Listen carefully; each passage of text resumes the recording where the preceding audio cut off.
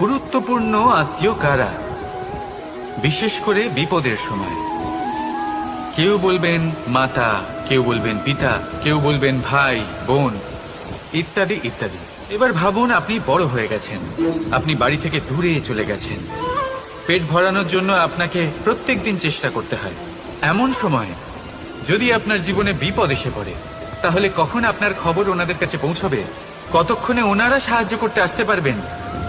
এরকম এক সময় সব থেকে গুরুত্বপূর্ণ আত্মীয় হন আপনার প্রতিবেশী, কারণ তারাই সেই মুহূর্তে আপনার সব থেকে কাছে।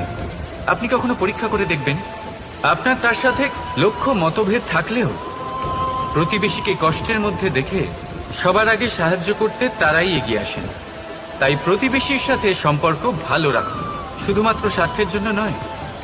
এটা হলো শান্তিরও আধার। যদি এই সম্পর্ক ভালো থাকে, তাহলে না কথায় কথায়